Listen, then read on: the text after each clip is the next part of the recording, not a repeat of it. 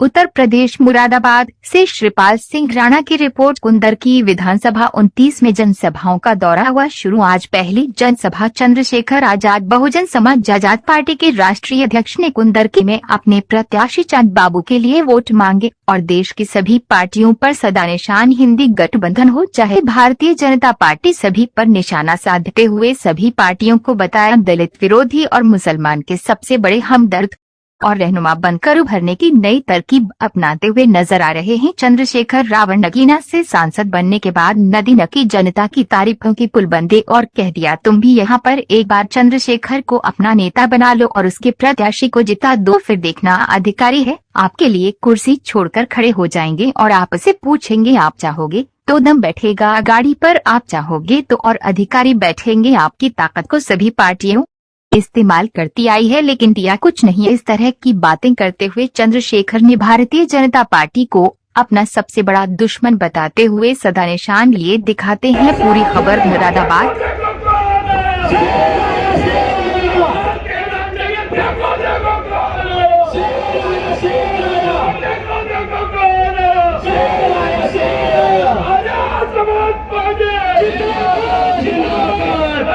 बहुजन समाज के लिए पिछले 10 करके सम्मान कर रहे हैं। मैं सभी साथियों से हमारे सुरेंद्र सिंह जी जो कामसेब में हमारे लंबे समय तक कार्य करता रहे, अब हमारे देश सरकार हमारे प्रिय नेता आदरणीय भाई चंद्रशेखर जी का सम्मान हमारी पार्टी के और भीम आर्मी के मंडल के पदाधिकारी, जिले के पदाधिकारी कर रहे हैं। साथ ही साथ हमारे सखी समाज के साथी भी बड़ी माला से सम्मान कर रहे हैं। आपकी जानकारी में है कि ये चुनाव है। इस उपचुनाव के अवसर पर हमारे जो प्रत्याशी हैं हाजी चांद बाबू वो भी सम्मान करेंगे। एक बार जरा बोलो नीला लहराएंगे, एक बार जरा बोलो नीला लहराएंगे, यूपी में बैठे हम नीला लहराएंगे, यूपी में। तो पढ़े लिखे लोगों ने धोखा दिया, अरे हमें तो पढ़े लिखे लोगों ने धोखा दिया। अनपढ़ों में कहाँ दम था और हमें तो जीवन दान भी मेरे बाबा साहब अम्बेडकर ने दिया। इस मनुवादी व्यवस्था में कहाँ दम था, इस मनुवादी व्यवस्था में कहाँ दम था। जय भीम, नवोदय। जो भी मुकलाए हैं हम उनको लाएंगे। एक बार सब लोग लगना चाहिए कि यहाँ इस पुनर की धरती पर मानिक चंद्रशेखर आजाद जी हमारा शेर बब्बर शेर आ रहा है। तो साइनिंग पे जो भी मुकलाए हैं हम उनको लाएंगे, जो भी मुकलाए हैं हम उनको लाएंगे। कुंदरकी में तो हम नीला लहराएंगे, कुंदरकी में हम नीला लहराएंगे, कुंदरकी में। और हिंदू मुस्लिम सिख ईसाई सुनो सभी नर नारे, आजाद समाज पार्टी की यूपी में बने सरकार। जोड़ लो भाईचारा, भाई का ये ही नारा, जोड़ लो भाईचारा, भाई का ये ही नारा। हिंदू मुस्लिम ईसाई सुनो सभी नर नारे, आजाद समाज पार्टी की यूपी में बने सरकार। जोड़ लो भाईचारा, भाई का ये ही नारा, जोड़ लो भाईचारा, भाई का ये ही। वादियों के नयन को सोने दो, अपने दो तो खोलो, ओ स्त्री अब तो बोलो, ओ स्त्री अब तो बोलो। बाबा साहब ये कह के गए थे कि मैं किसी भी समाज की तरक्की उसमें आगे बढ़ रही महिलाओं से नापता हूँ। काशीराम जी ने, मायावती जी को हमारे उत्तर प्रदेश की पहली मुख्यमंत्री बनाकर। तो आज सबसे मेरी हाथ जोड़कर विनती है, अगर बाबा साहब अम्बेडकर की आप लाइनों को आगे लेके जाना चाहते हैं तो अपने समाज की, अपने देश की बहन बेटियों को आगे बढ़ाएं। पढ़ाई के साथ साथ इस देश पर राज करना सिखाएं। इस देश की मुख्यमंत्री, प्रधानमंत्री, राष्ट्रपति जिस दिन महिला हो जाएगी, हमारा देश विकसित देश हो जाएगा। महिला घर के साथ साथ पूरा देश संभाल सकती है। उसकी एग्जाम्पल इंदिरा गांधी, मायावती जी रह चुकी है।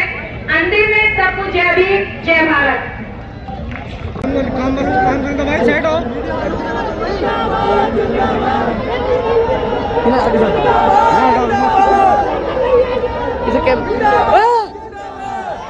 भैया भैया थोड़ा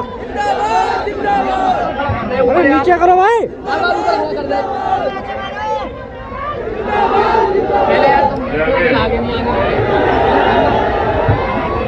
जय भारत,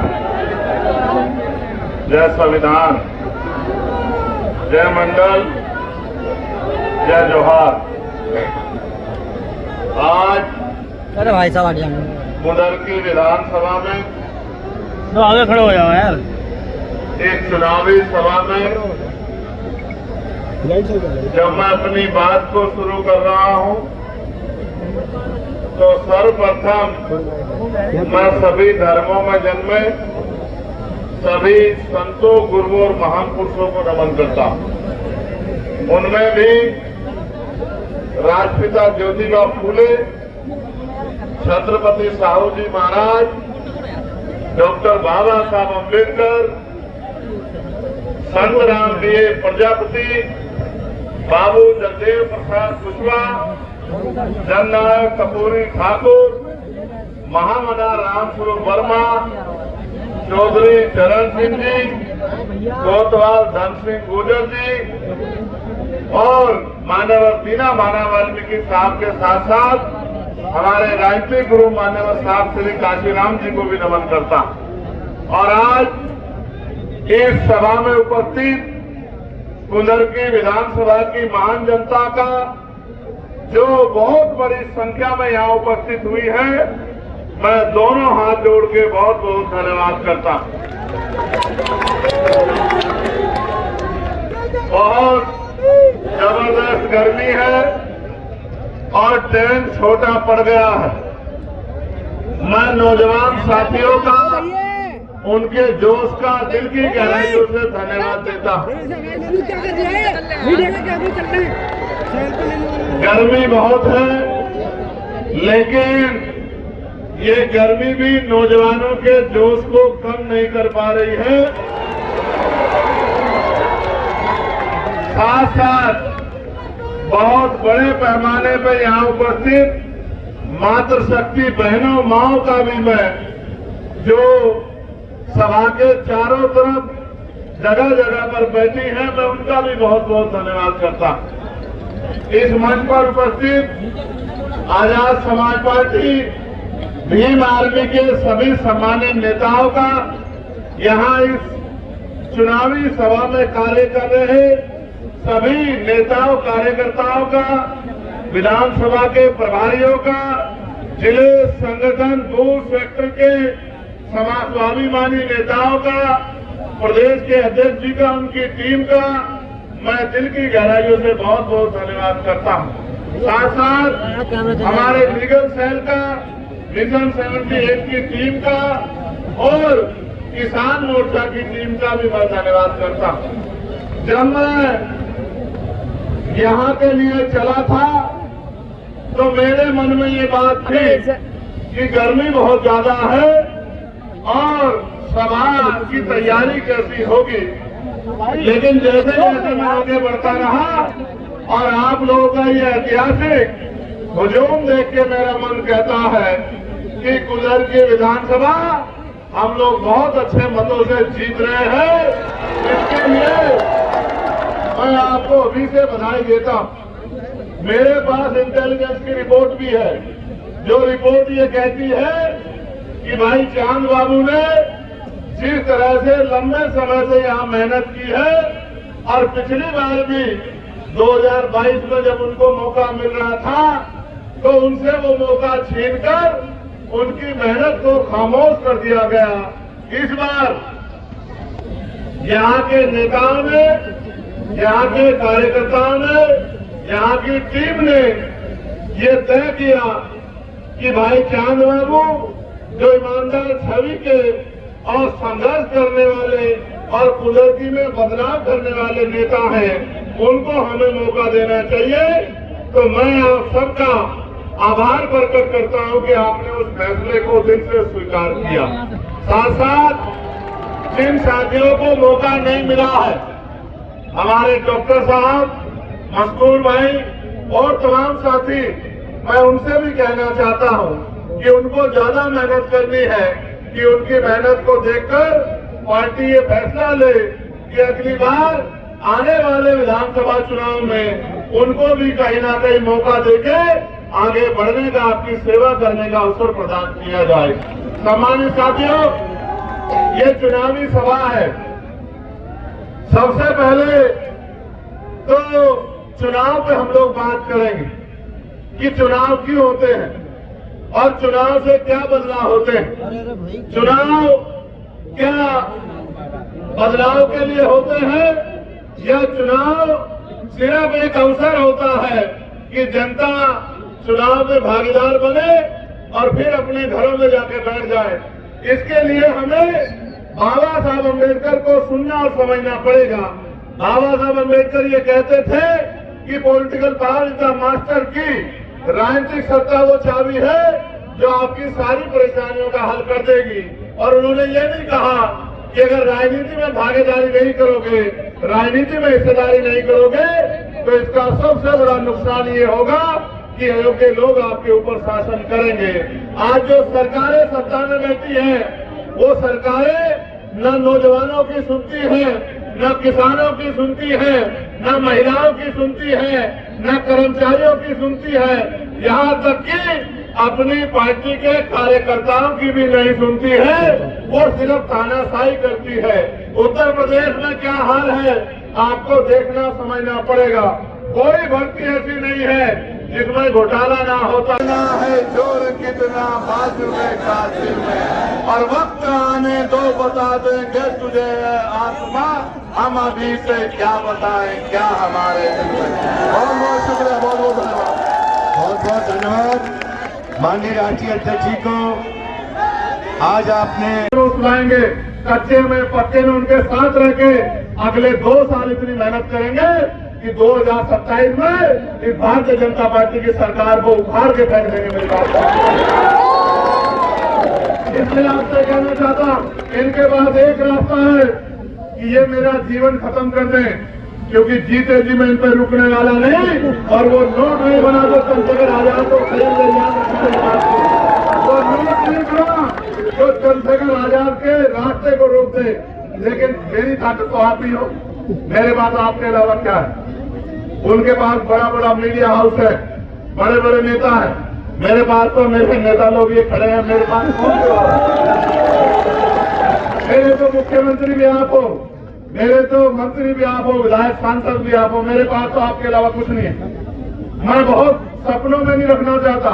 मैं आपसे कहना चाहता, एक बार इस लड़ाई का लड़ने का मौका मुझे दो और फिर बताना जो काम 5 साल में हम कर जाएंगे, पिछले 50 साल में नहीं होगा और अगले 100 साल में नहीं कोई कर पाएगा। मेरी बात को आप याद रखें।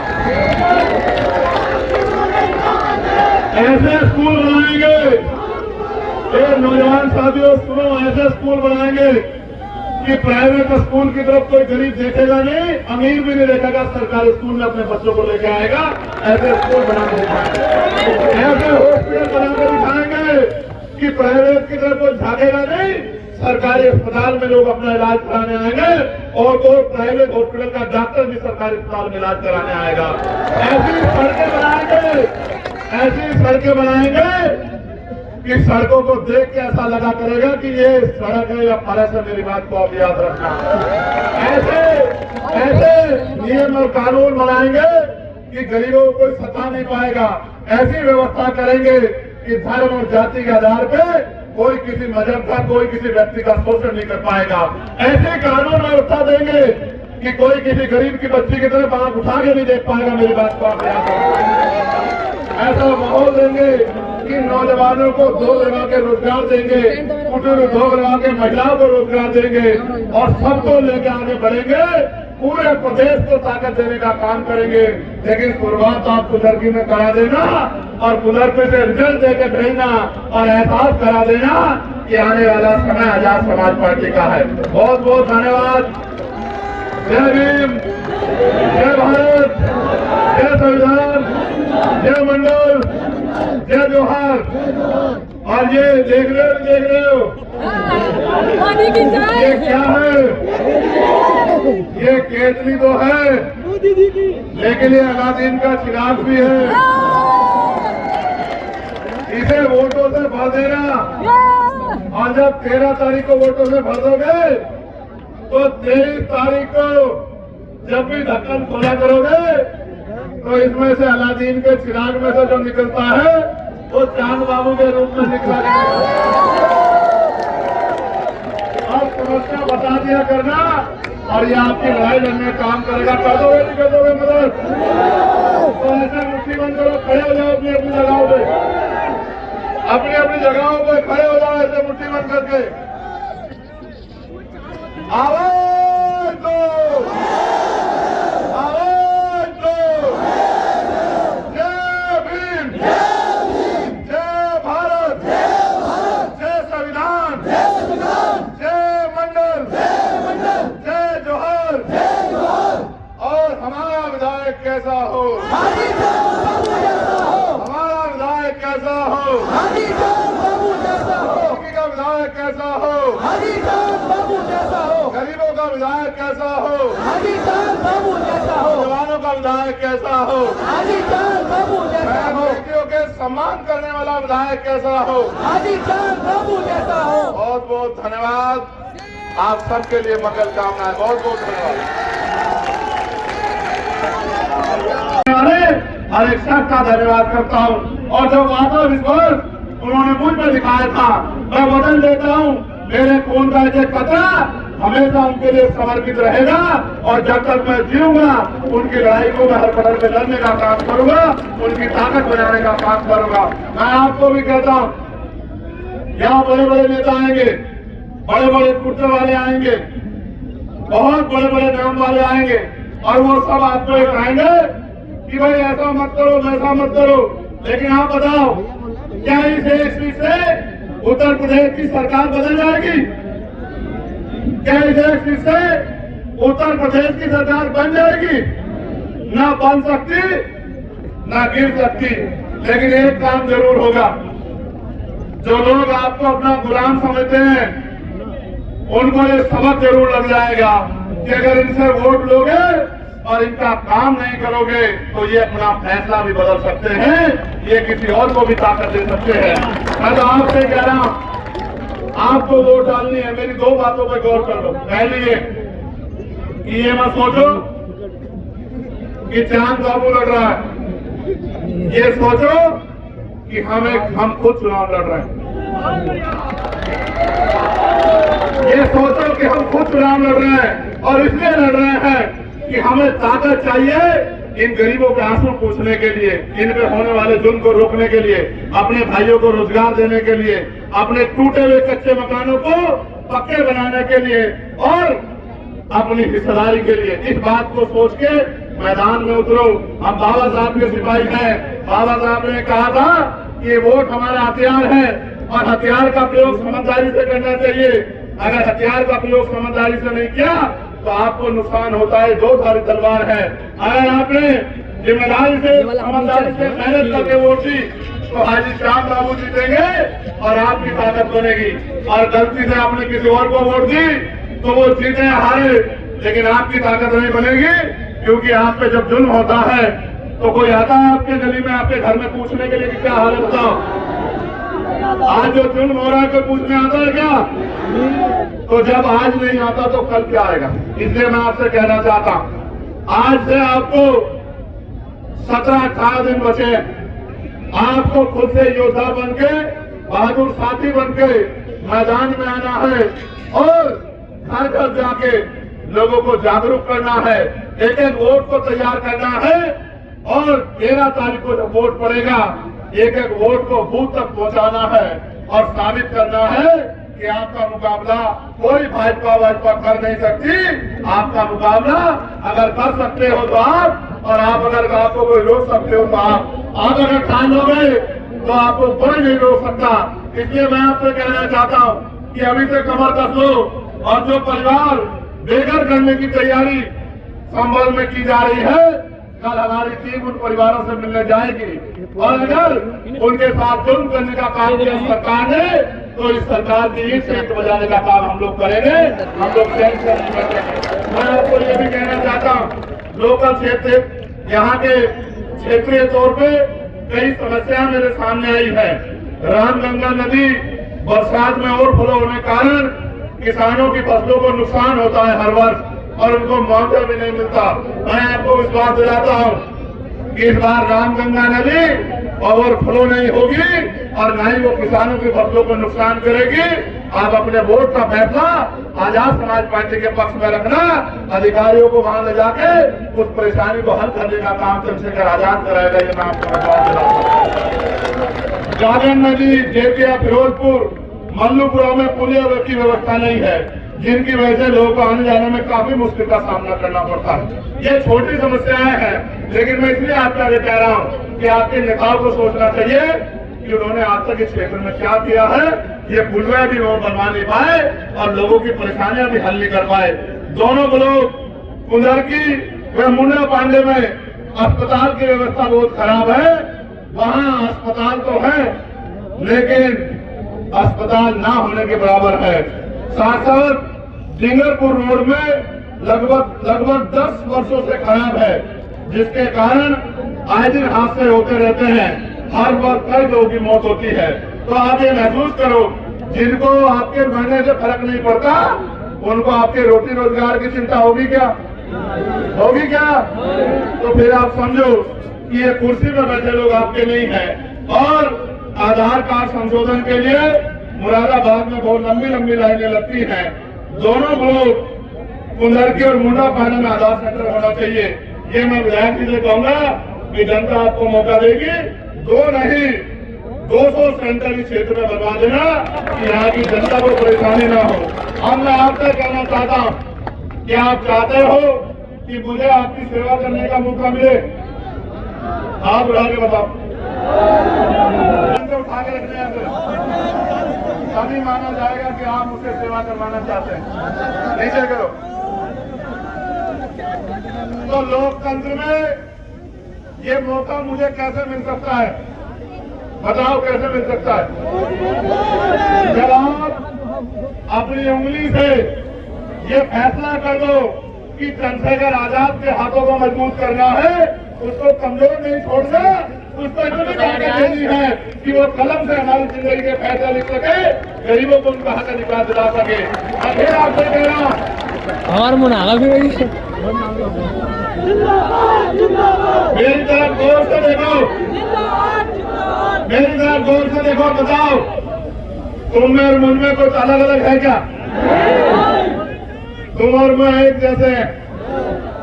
जैसे हालात से आए निकल के। आपने मेहनत करके अपने खून पसीने का 1-1 रुपया लगा के मुझे जिताकर लोकसभा भेजने का काम किया। लेकिन जब से मैं लोकसभा गया हूँ, बताओ क्या एक दिन भी आपने चैन से बैठा देखा? कोई ऐसा मामला देखा जहाँ मेरी गिरफ्तार में खड़ी है? ध्यान रखता है कि कोई गुंडा किसी बहन को अपमानित न कर दे, और अपमानित करने वाले लोगों को ये भाजपा की सरकार के लोग संरक्षण देने का काम करते हैं। ईमानदार पुलिस कर्मियों को डराने का, दबाने का काम करते हैं। कानून व्यवस्था को चौकट करने का काम, कानून व्यवस्था को दम तोड़ देने का काम कराते हैं। ये जुर्म जाति बंद होनी चाहिए। बहन बेटियों का सम्मान होना चाहिए, बहन बेटियों को नौकरी रोजगार मिलना चाहिए।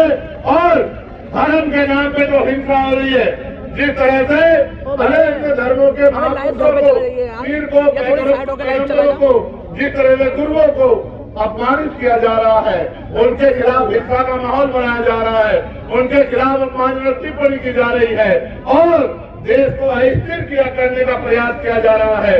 ये जुल्म जाति भी बंद होनी चाहिए, चाहे अपमान धर्म के आधार पे हो या जाति के आधार पर, ये सब बंद होना चाहिए। और मेरी बात को आप कान खोलकर सुन लो, ये सत्ता बदलती रहेगी, आती जाती रहेगी।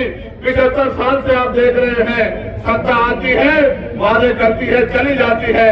उत्तर प्रदेश की भाजपा सरकार ने 2022 में वादा किया था कि अगर हमारी सरकार बनी तो हम किसानों को का बिजली का बिल माफ करेंगे, हमारी सरकार बने तो बहुत कम दामों में बिजली की व्यवस्था करेंगे, हमारी सरकार बने तो 500 रुपए में सिलेंडर देंगे, हमारी सरकार बनी तो नौजवानों को भत्ता देंगे। बताओ मेरे नौजवान साथियों, भत्ता मिलता है क्या? नौकरी मिलती है क्या? रोजगार मिलता है क्या? और तो और रोजगार के बाद खाने जाओगे तो लाठियों से पीटने का काम करवाया जाएगा, अपने हक के आवाज खाने जाओगे तो जेल में बंद करने का काम किया जाएगा। और छोटे छोटे चुनाव में, गन्ना सोसाइटी के चुनाव में इन्होंने किसानों के पर्चे खड़वा दिए, किसानों पे जुल्म किया।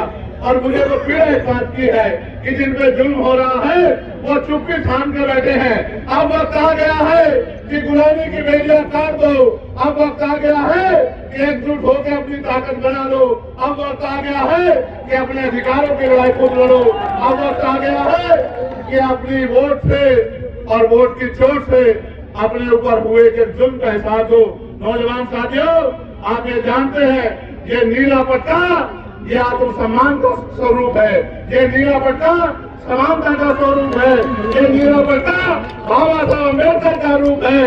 इस नीले पट्टे वालों को तय करना होगा कि संविधान विरोधी ताकतों को जमीन हमें करना पड़ेगा, इनको धूल चटानी पड़ेगी और अपने हाथ में राजनीतिक व्यवस्था लेनी पड़ेगी। आज पुलिस के साथी यहाँ ड्यूटी कर रहे हैं, मैं इनके लिए भी चिंता करता हूँ। मैंने इनके लिए भी पार्लियामेंट में मांग उठाई कि इनको 8 घंटे की ड्यूटी इनको मिलनी चाहिए और सप्ताह में 1 दिन छुट्टी इनको मिलनी चाहिए। और बॉर्डर स्कीम से जो है, जिस तरह से इनको परिवारों से दूर रहना पड़ता है, तो बॉर्डर स्कीम भी खत्म होनी चाहिए। ये सरकार तो नहीं करेगी, लेकिन मैं पुलिस के साथियों को कहना चाहता हूं कि आप चिंता मत करो, हमारे लोग मेहनत कर रहे हैं और आने वाला कल हमारा होगा, इन कमजोरों का होगा, गरीबों को होगा। आप देखना, आपकी मांगों को भी पूरा करने का काम हम लोग करेंगे। चाहे आशा बहने हो, आंगनबाड़ी बहने हो, भोजन माता हो, हमारे होमगार्ड के साथी हो, पीआईडी के साथी हो, ग्राम रोजगार सेवक हो, सबके वेतन वृद्धि की मांग मैंने पार्लियामेंट में उठाने का काम किया। और जो जुल्म हो रहा है, चाहे किसानों पे या पहलवान बेटियों पे, सबकी लड़ाई लड़ने का काम किया। लेकिन आज जिस तरह से दिल्ली में खड़े होके मैं आपके मुद्दों के लिए, आपके हकों के लिए लड़ रहा हूँ, असेंबली में एक आदमी मेरे पास नहीं है कि वो इस तरह से लखनऊ में मुख्यमंत्री से हाथ मिला के आपकी लड़ाई लड़ने का काम करे, आपके लिए सवाल करने का काम करे, मुख्यमंत्री जवाब मांगने का काम करे।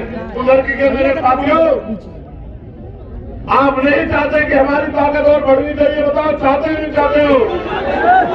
ये आपके हाथ में है। अगर आपने ठान लिया और जिस तरह से हमेशा मेरी एक आवाज में आपने खड़े होकर ताकत देने का काम किया है, मैं आपको वचन देके कहता हूँ, इन जुल्म करने वालों को भागने की जगह भी नहीं मिलेगी। मेरी बात को आप याद रखना।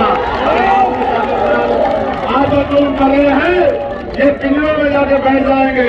आज जो गरीबों की खाल भेड़ रहे हैं, ये अपनी खाल की रक्षा करते घूमेंगे अगर आपने समझदारी दिखा दी। ये जो नौजवान यहाँ खड़ा है, मैं इनको कहना चाहता हूँ, जाओ यहाँ से, निकलो सभा से और गली गली जाके लोगों को जोड़ने का काम करो, लोगों को साथ लाने का काम करो, भाईचारा बनाने का काम करो।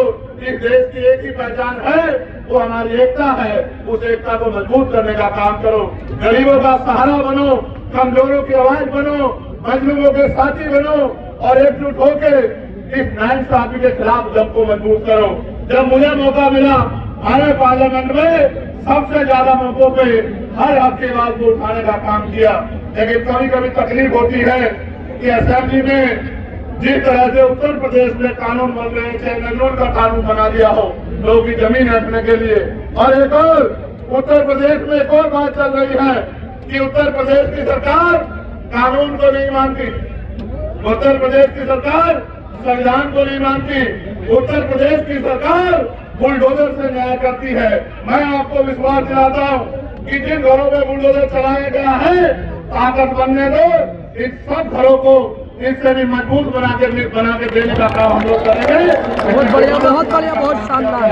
और इन सरकारों ने जमीन नहीं दी, घर नहीं दिए, रोजगार नहीं दिए, आत्मसम्मान का जीवन नहीं दिया, लेकिन रोज कहीं ना कहीं जबरदस्ती गरीबों के, दलितों के, पिछड़ों के, मुसलमानों के घरों को लूटने के लिए, उनको ढाने के लिए नए नए इनके पास ऑर्डर आ जाते हैं। अभी यहाँ संभल में 90 परिवारों को जो 50 साल से ज्यादा समय से रह रहे थे बहनोई में, उनके घर जो है तोड़ दिए,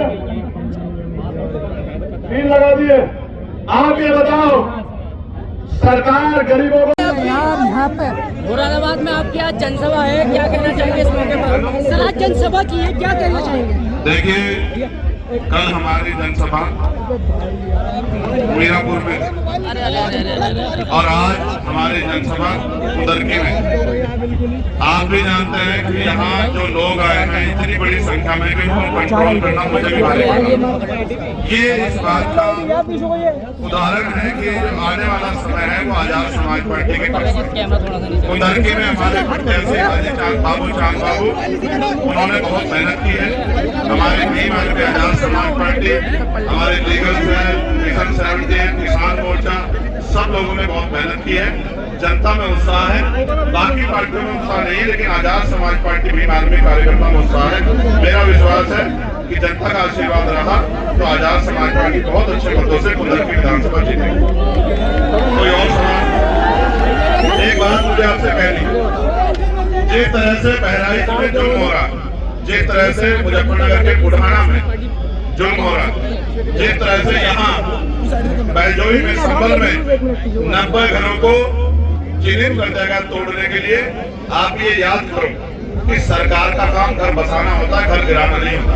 ये जो जानबूझ के चुनावी एजेंडा सेट करने के लिए दलितों, पिछड़ों, मुसलमानों, आदिवासियों पे, किसानों पे, महिलाओं पे, नौजवानों पे जो जुल्म कर रही है सरकार, जनता वोट की चोट से सोच समय हिसाब चुकता करेगी और ये तानाशाही जाती नहीं चलेगी। ये जो गुंडा राज है इसका अंत निश्चित है, आज नहीं तो कल होगा, लेकिन ये होना जरूर। सर समाजवादी का गढ़ है, किस तरीके से देखते हैं आप इसको? भाई मैंने बहुत बड़े बड़े गढ़ टूटते देखे। मेरी एक बात याद रखना, जनता मालिक होती है। मैं ये नहीं कहता कि मेरा गढ़ है, ये जनता बड़ी है, जनता सब देखती है कि जिनको वोट देते हैं, कुछ चुनाव के बाद जिनको ढूंढे देते हैं, इनकी लड़ाई लड़ते। आज जुल्म हो रहा है, कहाँ जिसकी बात आप कर रहे हैं? बैजोई में क्यों नहीं बचा पा रहे मकान, पुराना में क्यों नहीं बचा पा रहे लोग रक्षा कर रहे हैं? बहराइच में दंगा करा के जो जुल्म हुआ है उसमें कहाँ है? वोट के लिए जनता जवाब देगी, मैं कुछ नहीं करता। सर भारतीय जनता पार्टी को रिझाने में लगी हुई है मुस्लिम मतदाताओं को। अब अगर अपना नाश नहीं करना हो तो भारतीय जनता पार्टी के चला जाए हमारे, और नाश ना करना हो तो आजाद समाज पार्टी। कहीं ना कहीं वैसे कहावत है कि आजमाओगे तो आजमाओगे तो वही मिलेगा जो मिलता आया। अगर उनको आजमा कर जनता चाहती है तो जनता तय करे, और हमें मौका देना चाहती है सेवा का, तो आप देखना जिस तरह पार्लियामेंट में चंद्रशेखर आजाद लड़ाई लड़ता है, उसी तरह असेंबली में हाजी चांद बाबू जनता की लड़ाई लड़ने का काम करें, पूरे प्रदेश के आवाज बनने का काम करें। कहीं ना कहीं ओवैसी साहब ने भी पंजाब से उतार रखा है, भाई लोकतंत्र है, लोकतंत्र है, सारी पार्टी को अधिकार है कि वो अपना प्रत्याशी उतारे। जनता को तय करना है कि कौन आदमी जीत सकता है और किस आदमी के साथ खड़े हैं जनता को। सर दलित समाज के बारे में बताएं, किस तरह का सहयोग? आप जाकर देखो, आप निकल के दिखा दो मुझे, यहाँ तक मैं मान जाऊँ, आपको पता लग जाएगा किस तरह सहयोग है। आप देखो, ये शोर बता रहा है कि सहयोग क्या है। सहयोग नहीं, ये इनके दिल की आवाज है कि हम ये गुलामी नहीं सहेंगे।